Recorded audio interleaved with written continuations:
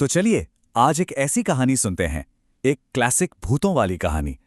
कहानी एक सुनसान वीरान स्टेशन की और एक ऐसे मिशन की जिसे हर हाल में पूरा करना था। जरा सोचिए, अगर कभी आधी रात को किसी सुनसान अनजान स्टेशन पर उतरना पड़े तो कैसा महसूस होगा। बस यही सवाल है जो हमारी कहानी के हीरो सुमित के सामने खड़ा है, और यहीं से कहानी का असली मजा या कहूं डर शुरू होता है। तो कहानी का पहला हिस्सा है चंडीपुर का वो भयानक सन्नाटा, वो खामोशी जो किसी भी तूफान से ज्यादा डरावनी होती है। आधी रात का वक्त है, घड़ी की सुई 12 के पार जा चुकी है और इस गहरे सन्नाटे को चीरती हुई एक ट्रेन पहुंचती है चंडीपुर स्टेशन। ट्रेन से उतरने वाला सिर्फ एक ही मुसाफिर है, सुमित।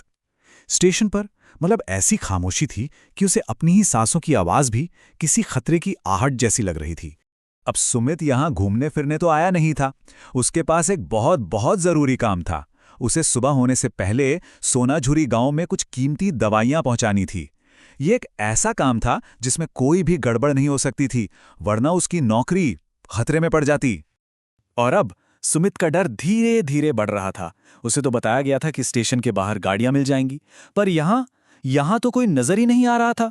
वो बेचारा एकदम अकेला लाचार महसूस कर रहा था। बस मन ही मन भगवान को याद कर रहा था कि हे भगवान, बस आज की रात किसी तरह निकल जाए। मदद की तलाश में वो आगे बढ़ा और तभी घने कोहरे के बीच उसे एक हल्की सी रोशनी नजर आई। उम्मीद की एक किरण। पास जाकर देखा तो एक पुरानी सी चाय की दुकान थी। अब बस यही एक जगह थी जहां से उसे सोनाजुरी गांव का रास्ता पता चल सकता था। लेकिन चाय वाले ने रास्ता तो बताया, पर साथ में कुछ ऐसी चेतावनियां दी जिसे सुनकर किसी की भी रूह कांप जाए।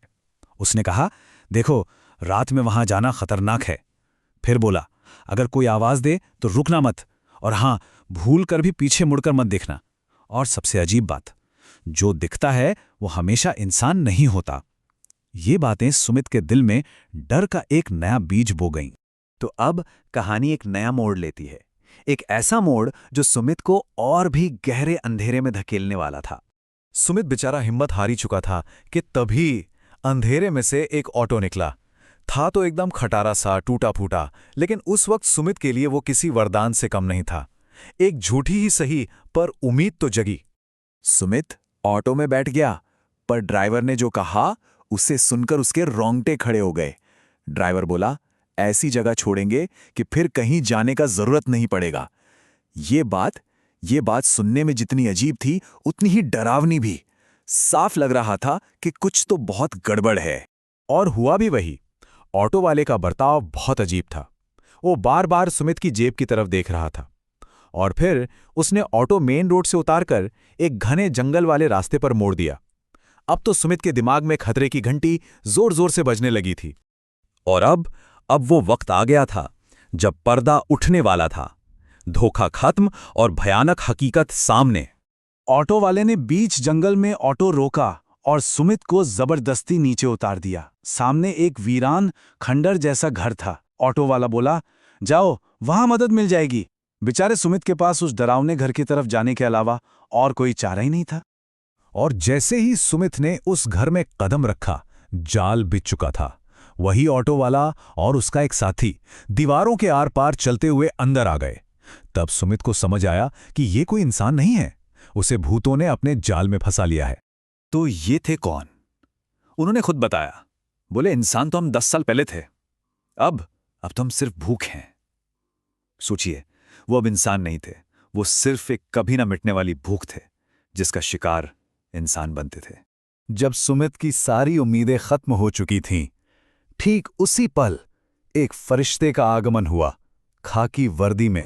वो दोनों भूत जैसे ही सुमित की तरफ बढ़े, पूरे कमरे में एक भारी दमदार आवाज गूंजी, छोड़ दो उसे।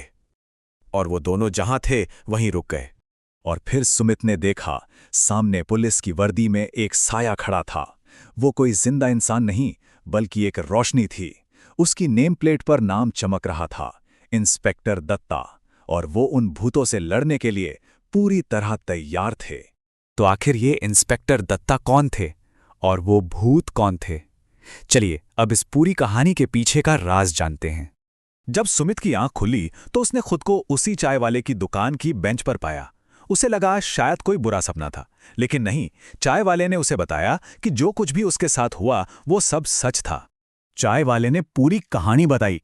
आज से 10 साल पहले भोला और कालू नाम के 2 गुंडे इस इलाके में आतंक मचाते थे। इंस्पेक्टर दत्ता ने उन्हें पकड़ने की कोशिश की तो उन दोनों ने मिलकर इंस्पेक्टर दत्ता को उसी वीरान घर में जिंदा जला दिया।